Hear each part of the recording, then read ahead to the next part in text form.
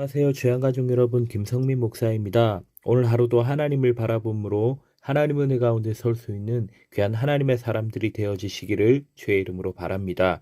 오늘의 주만나는 하나님 앞에서 진실해야 한다라는 제목으로 예레미야 21장 1절에서 7절 말씀을 묵상하고자 합니다. 시드기야는 남유다의 마지막 왕으로서 바벨론 왕 느부갓네살에 의해 왕으로 임명되었습니다. 하지만 왕으로 있는 내내 어떻게든 바벨론으로부터 벗어나기 위해 애썼습니다.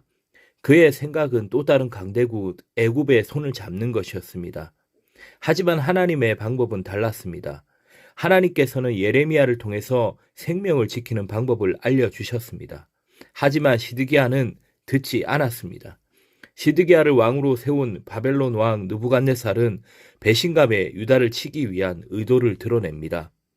이러한 국가적 위기 앞에서 시드기야는 자신의 신하 말기야의 아들 바스올과 제사장 마아세아의 아들 스바냐를 예레미야에게 보냅니다. 바스올은 정치 분야의 대표적 인사였고 스바냐는 종교 분야의 대표였습니다.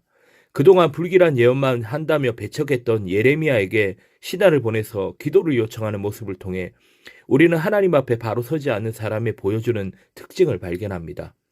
첫째로 자신을 무기로 삼는 사람의 모습입니다.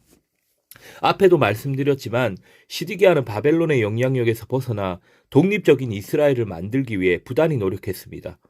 사방이 적으로 둘러싸인 약소국이기에 정치력과 처세술을 사용해 애굽의 도움을 받으려 했습니다. 그러나 하나님께서는 이스라엘과 시드기야가 강대국이나 스스로를 무기로 삼지 않고 하나님을 무기로 삼기를 바라셨습니다. 이스라엘이 바벨론의 침략을 받았던 이유가 하나님을 버렸기 때문인데, 그래서 선지자들을 통해 돌아오라고 애타게 말씀해 주신 것인데 이스라엘은 그 목소리에 응답하지 않았습니다.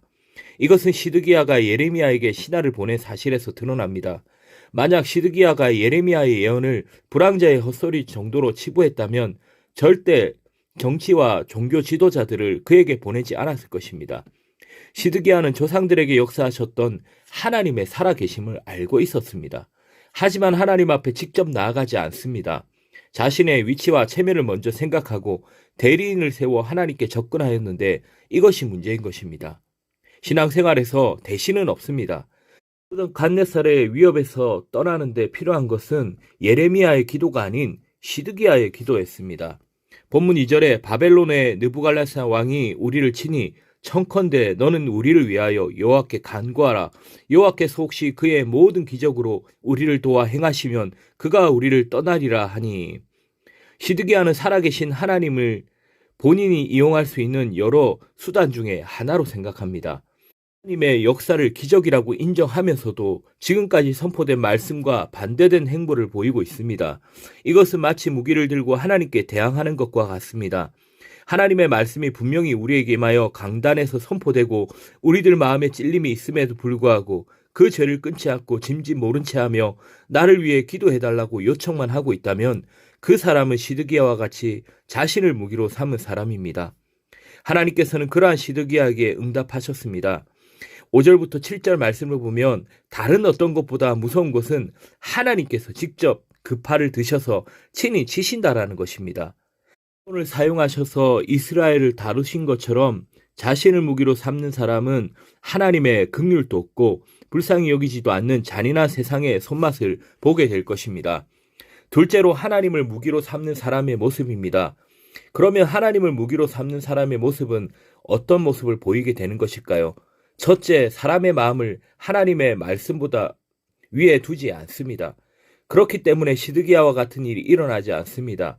자신의 의지와 생각, 타인의 명령과 조언보다 하나님의 말씀을 우선시하기 때문에 하나님의 말씀을 듣고 순종하는 행동으로 반응합니다.